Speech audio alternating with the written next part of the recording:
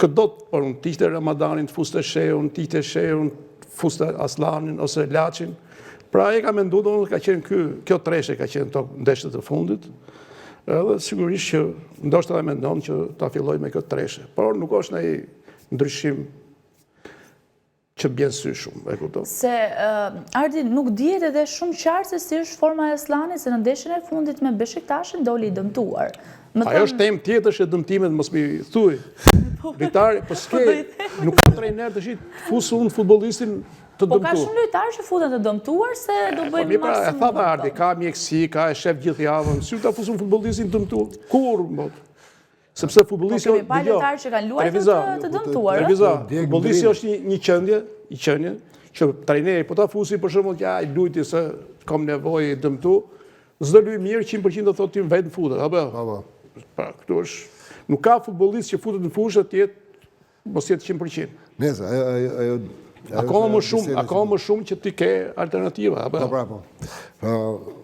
Mendoj që kjo treshe, sepse nuk trajnerët kanë edhe diçka, se trajnerët edhe me fiksime, që da thonë, formacionet fituese s'para i lëvizin, sepse formacionet fituese bëjnë atë që trajneri ka menduar dhe thotë, pse duhet të bëjnë ndryshim kur unë kam pas sukses në lërat që kemi bërë.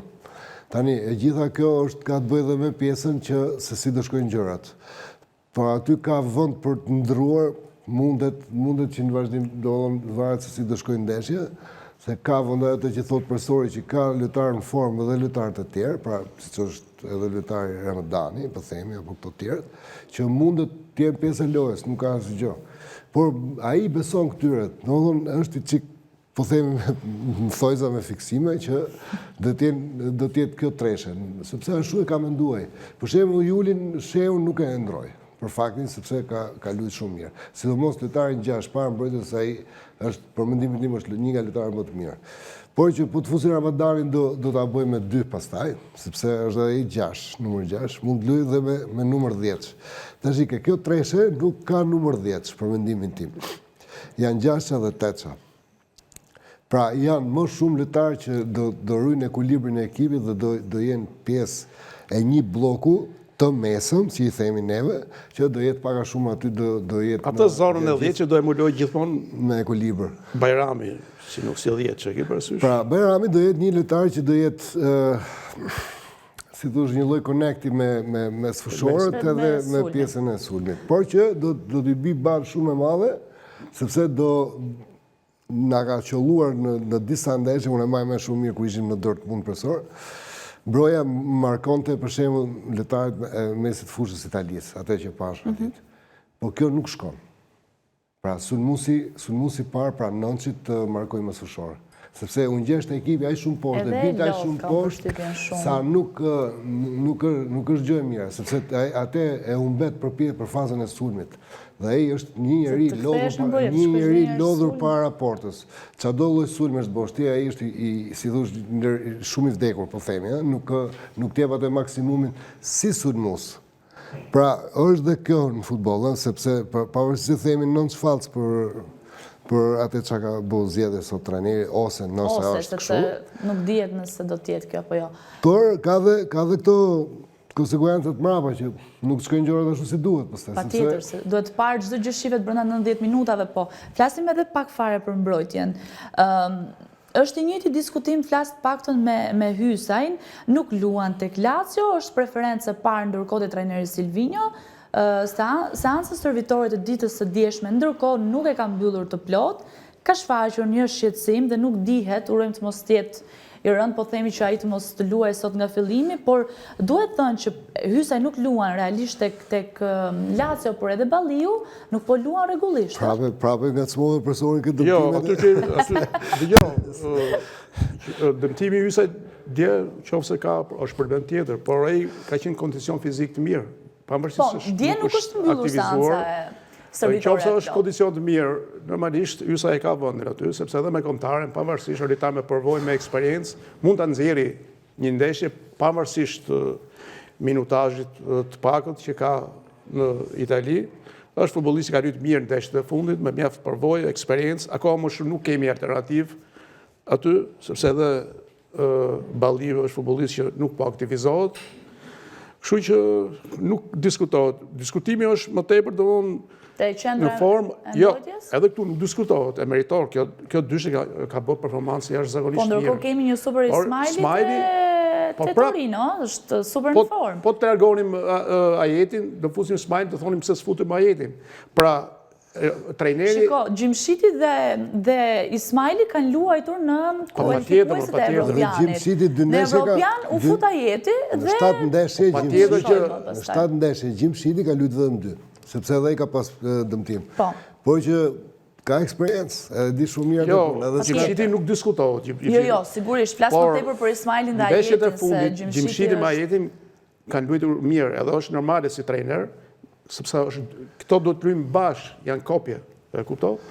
Edhe në atë aspekt nuk do më e prish, këtë për shkak me largua Ajetin me fut Ismailin. S'të bëjnë edhe mirë ato. Pra janë dyshe se s'bëjnë mirë në këtë aspekt. Aspektin teknik është kjo, e kuptoj?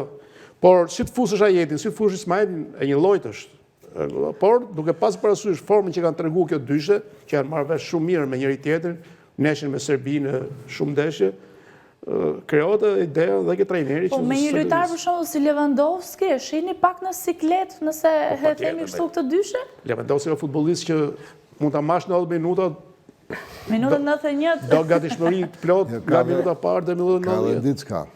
Se po të vim punë në derget Lewandowski, do të thotë se s'kanë funksionu filtrat sipër. Pra, jo smerët në parti mbrojtje ose bashkë me portierin, që t'i vesh, t'i themi mas nërështë gabimi mbrojtjes për shembull. Në mbrojtje mbron gjithë ekipi dhe nëse ty nuk funksionon filtrat, pra që ke i parë që është sulmi dhe oj dyti mesfushorët dhe mbrojtësit, dje që nuk kanë shku gjërat mirë. Po të erdhë punë derge Lewandowski ose derge portierion.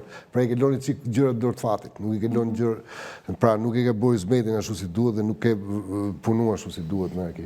Unë vetëm një gjë kam që gjithë të të dëmtuarit, i shallas do kenë se po ngacmojmë personin prapë në dëmtimet. Dëmtimet profes më se? Jo, këto bëjnë një gjë shumë të keqe në qofë se hynë edhe qofë se i fusin në zorë, po themi. Të dëmtuar, pra. Sepse këto të djegin shumë ato mundësit. Djegin së vëndësime, djegin në mënyrën e lojës. Qikë dhe kërkesa llogarisë ke që t'ju thush, kam qemi dëmtu, thotë. Tim ke ditur e ke fut në fush. Trevisa e thash të punë dëmtime që ta shterrojmë si bisedë më sta prekë. Do të kemi parasysh që si Polaku në kam pa 2 ndeshje skuadra që lush shumë me krahët, patjetër duhet i mulojmë krahët edhe shumë lojën me krosime, shumë e rëndësishme. Sidomos Morica dhe Kraut, Hysaj, Mitaj, Kraut, Zuni, Hoxha, duhet jenë në mbulim kështu, në mënyrë pa diskutueshme. Kjo është arsyeja edhe këtij formacionit. E kemi mbyllur fazën e grupeve me 5 gola të fsuar të botrorit, pra, dhe vetëm 4 i kemi fsuar nga skuadra e Anglisë. A mendoni se këtë gjysmë finale do ta luajmë në mbrojtje, se fundja në letër është pika jonë më e fortë? Jo, ne jemi skuadër dytësore të shi, të jemi realist.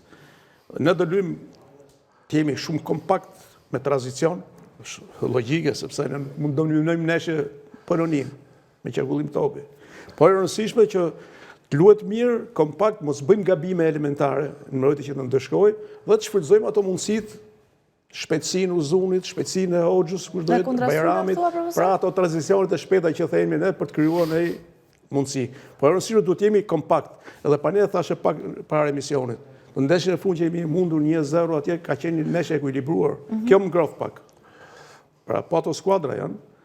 Dhe them që shpresojmë.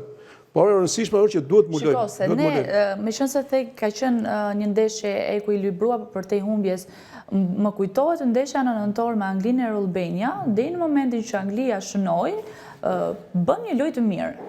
Do më thënë për balë një Anglia që ka yje, janë të gjithë, duke filluar nga porta dhe deri në sot. Dhe jo në një ekip si Polonia që nuk i ka të gjithë yje në këtë aspekt. Po ne kemi vështësi, po të ndëshkohemi, pse thash pak më, ne duhet ta shtyjmë ndeshjen në ekuilibër me 0-0, se po ndëshkohemi për shkakun do e kemi shumë vështirë, sepse është skuadër me kualitete, ambienti, tifozat. Ne duhet ta bëjmë ndeshjen në ekuilibër në 0-0, ndoshta edhe mund ta godasim, sepse e rëndësishme është mos gabim. gjëra kështu të vogla. Ke parasysh jo i mbajtje të topit, si i themi në ka qefa i mitaj aty është që është super litar, por e të prën nga herë aty janë ca zona të rrezikshme që herë bëhet ai gabim. Unë po t'jem mita ja jap karta biank mbaj topin, se më pëlqen shumë hejtetarë shumë. Jo, e mapa e ma ndeshjen e fundit ka bërë dy gabime shpëtuar.